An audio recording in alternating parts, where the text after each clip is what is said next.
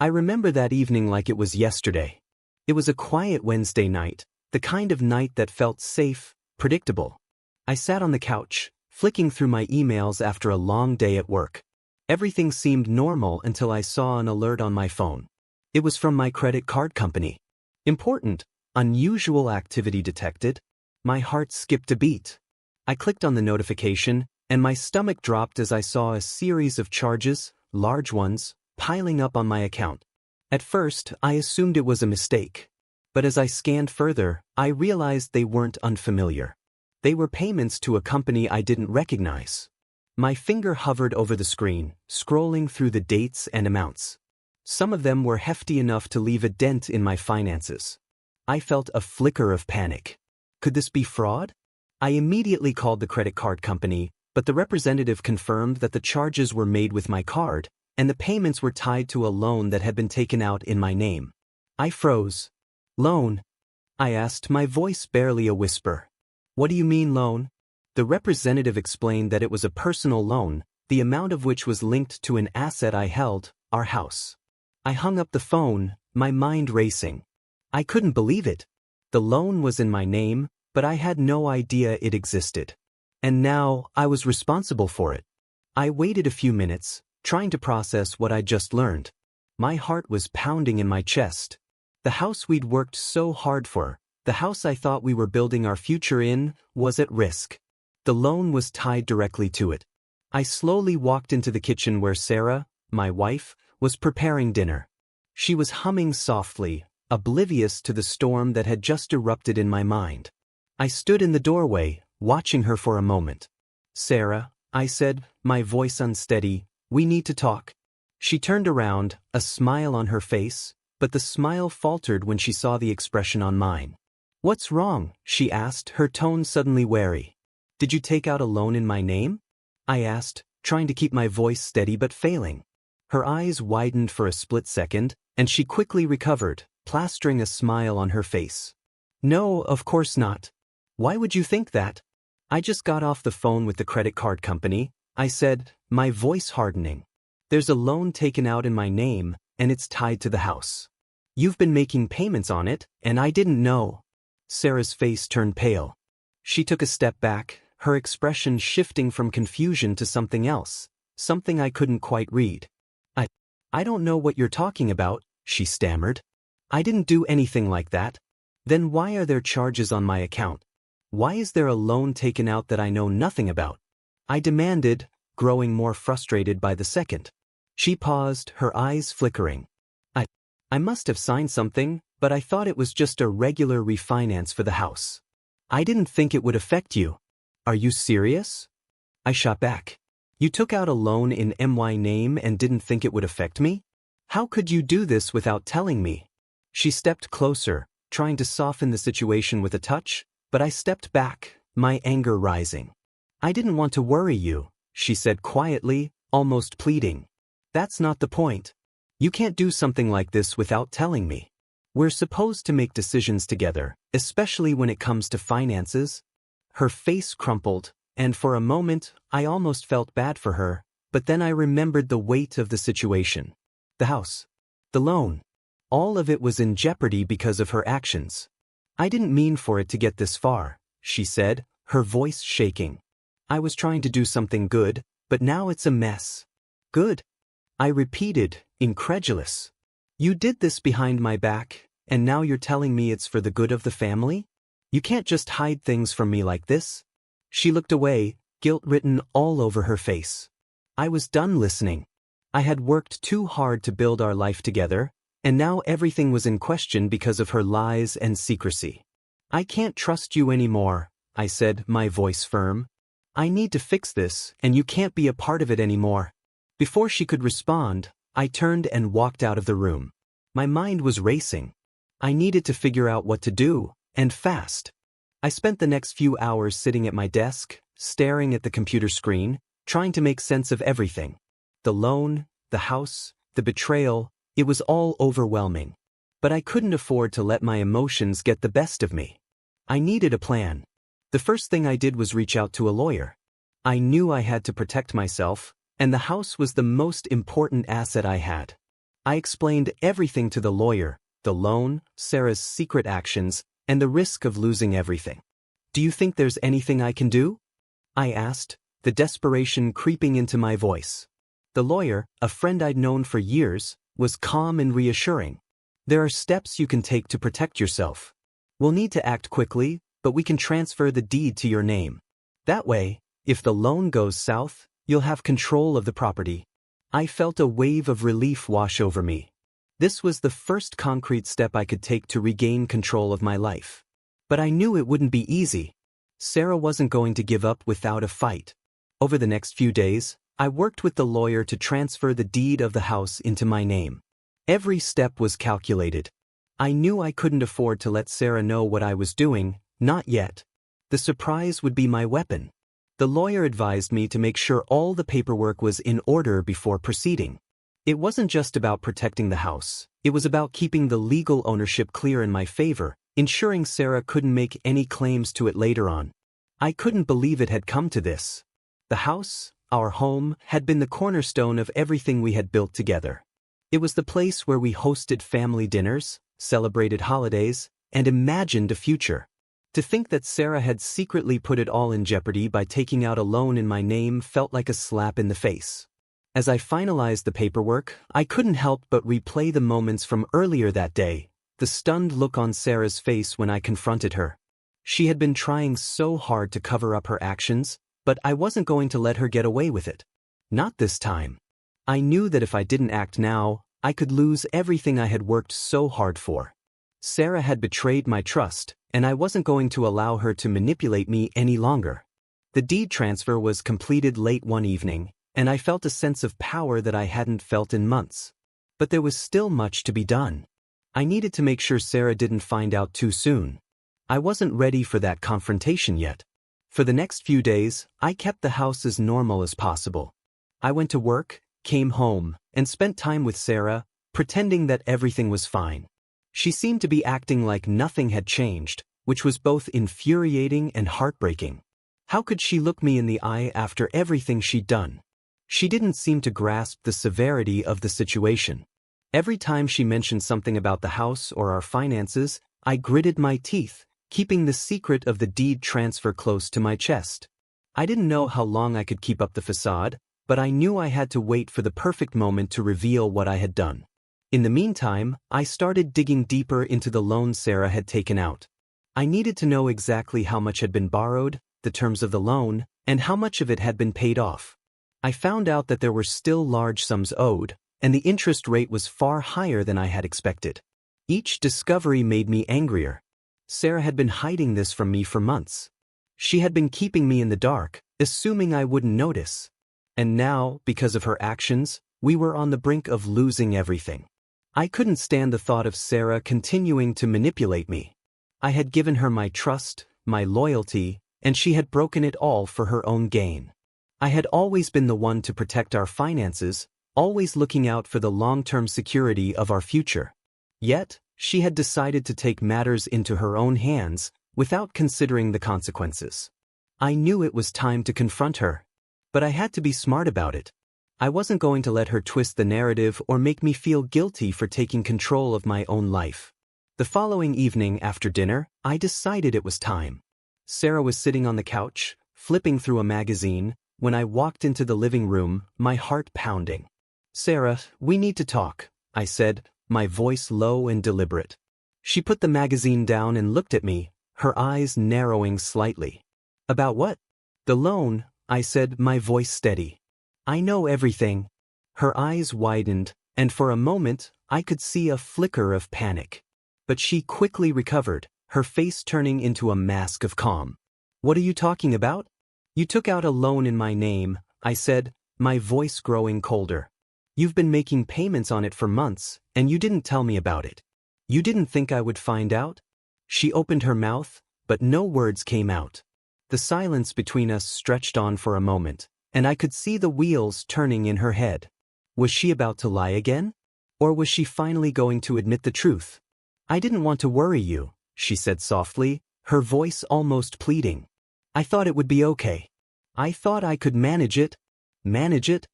I repeated, incredulous. You took out a loan without telling me. You've been risking everything we've built together, and you thought I wouldn't notice? I didn't mean for it to get this far, she whispered, looking down at her hands. I thought it was the only way to fix things. Fix what? I asked, my anger rising. You've broken everything, Sarah. You've lied to me, and now we're on the verge of losing our house because of your selfishness. Her eyes filled with tears, but I didn't let myself feel sorry for her. She had brought this upon herself. I've already taken care of it, I said, my voice now firm. I've transferred the house deed into my name. It's done. She looked at me, her face pale, and for a moment, I thought she might collapse. What? She whispered. You can't just do that. It's our house. No, I said coldly, it's my house now. You've lost the right to make decisions about it. The shock in her eyes was palpable. She opened her mouth to protest, but I held up my hand, silencing her. You've broken my trust. And now, I'm taking control of my future. The house is mine, and you're not going to get away with this. The silence in the room was deafening. I could see the realization dawning on her as the weight of my words sank in. She had lost everything, and now it was my turn to take back what was rightfully mine. The days that followed were a blur. I had expected Sarah to be angry, maybe even try to fight me on the deed transfer, but what I hadn't anticipated was the complete emotional shutdown that followed. She didn't yell, she didn't beg, and she didn't accuse me of anything. Instead, she became distant, almost as if the woman I had known for years had disappeared overnight. I kept busy with work, trying to keep my mind occupied. But every time I came home, the silence in the house felt louder. Sarah didn't speak much, and when she did, it was minimal. How was your day? What's for dinner? Simple questions without the usual warmth or engagement. I knew she was processing what had happened. She had to be. But I was also certain that her pride wouldn't let her admit she was wrong, at least not yet. Deep down, I was bracing myself for the confrontation I knew would come. One evening, after I had just returned from a meeting, Sarah was sitting at the kitchen table, her hands folded in front of her. There was a certain stillness to her presence, like she was waiting for something. I stood in the doorway for a few seconds, wondering if this was it, the moment where we would finally hash things out. The tension was thick enough to cut with a knife. Do you want to talk? She finally asked, her voice soft but strained. I didn't respond immediately. I was unsure if I was ready to hear whatever she had to say. Part of me wanted to keep my distance, to maintain the power I'd just taken back. The other part of me, an aching, quieter part, wanted to understand why she did it, why she'd gone so far. You've had time to think, I said, my words clipped. So tell me, Sarah, why did you do it? She looked up at me, her eyes glossy, like she had been crying before I came in. But there was no point in feeling sympathy now. She had crossed a line, and this conversation was about boundaries, not emotions. I thought I was doing what was best for us, she said, her voice unsteady. I was just trying to keep us afloat. Things were tight, and I thought if I got a loan, we could breathe a little. I never meant for it to get this out of hand. Sarah, you can't just make decisions like that without telling me, I replied sharply.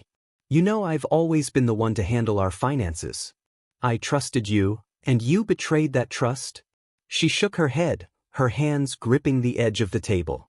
I didn't think I was betraying you. I thought I was helping. I wanted to fix things.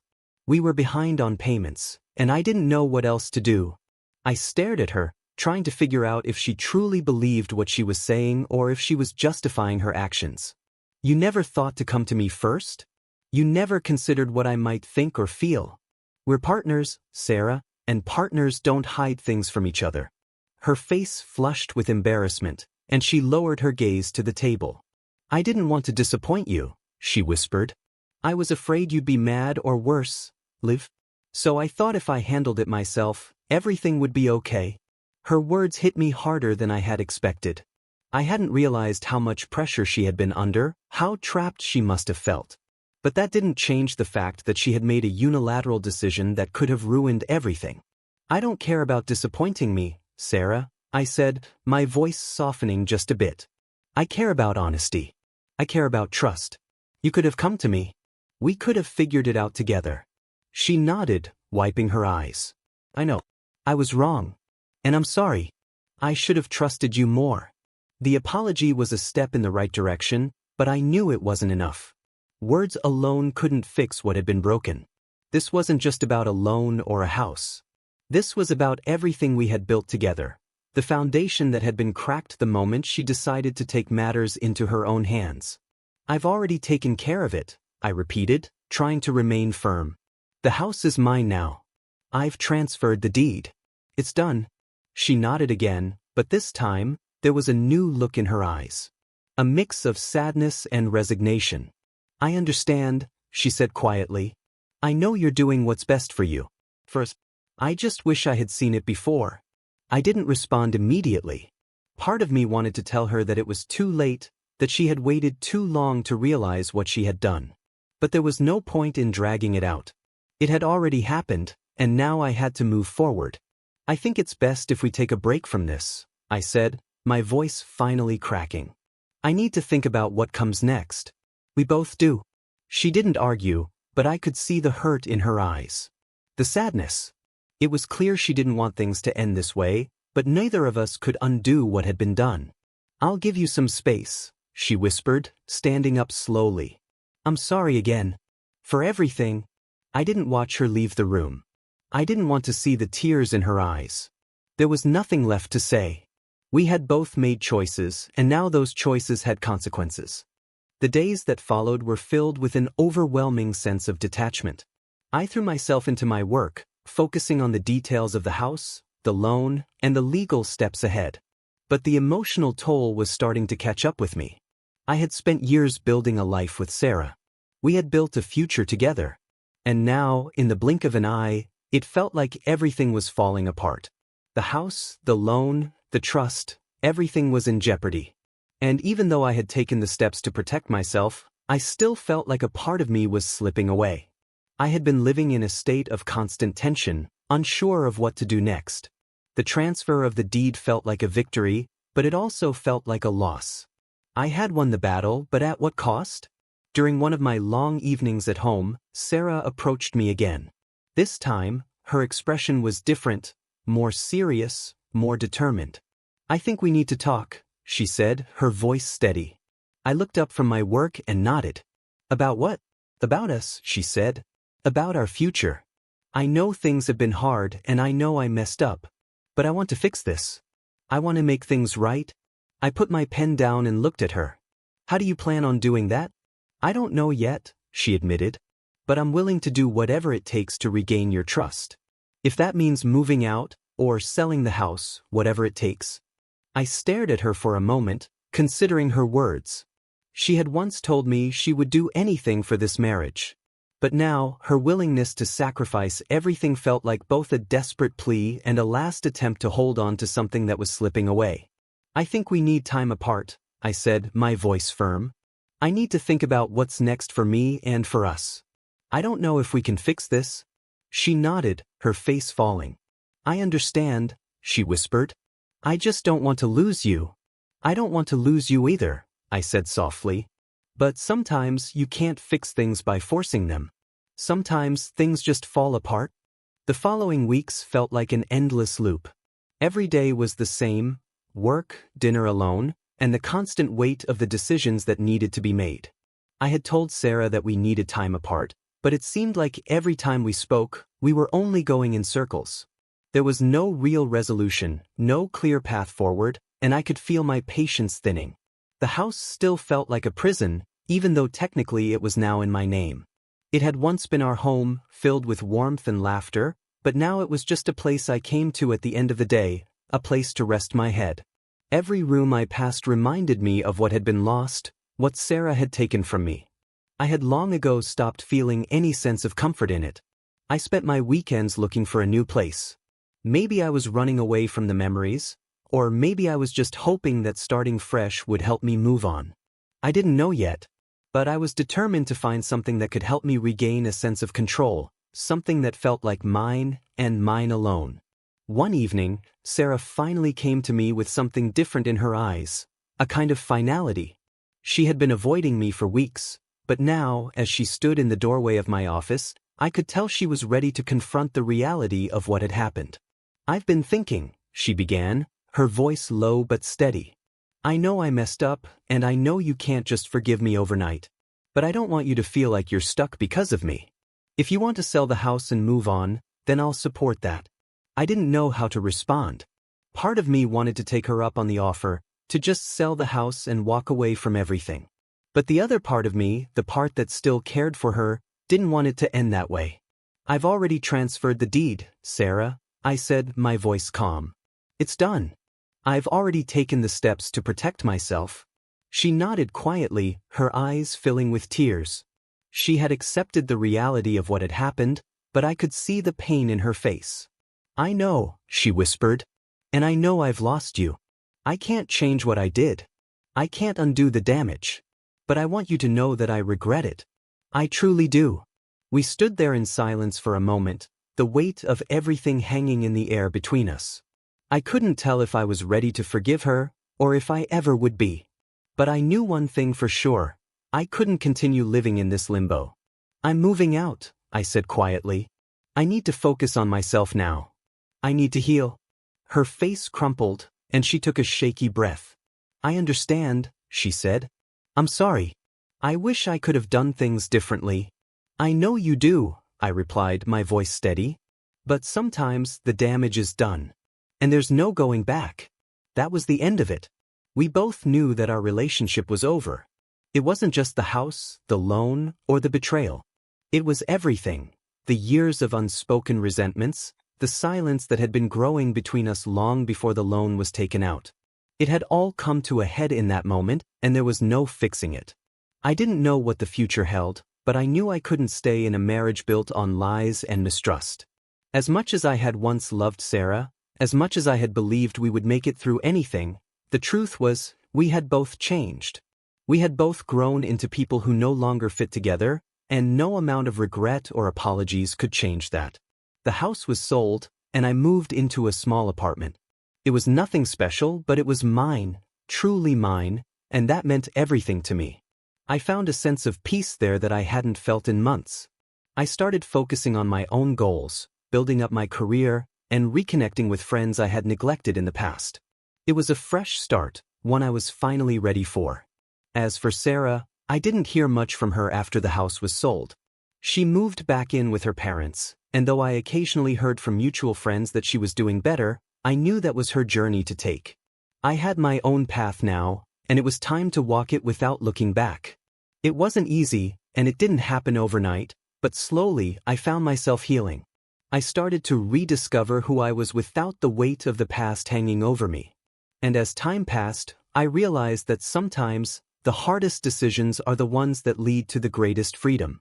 Months later, I ran into Sarah at a mutual friend's wedding. She looked different, more like the woman I remembered from before everything fell apart. She smiled when she saw me, and for a moment, we just stood there, exchanging a few words about life and how much had changed. "I'm doing well," she said, her smile genuine. "I'm finally in a good place." I nodded, unsure of what to say. We had both moved on in our own ways. The scars from the past were still there, but they weren't as raw anymore. They were just reminders of lessons learned and mistakes made. "I'm glad to hear that," I replied, my voice steady. "I'm doing well too." As we parted ways that evening, I realized something. The house, the loan, the betrayal, they were all behind me now. I had made it through the storm, and I had come out stronger for it. The future was uncertain, but it was mine to shape. And I was ready for whatever came next.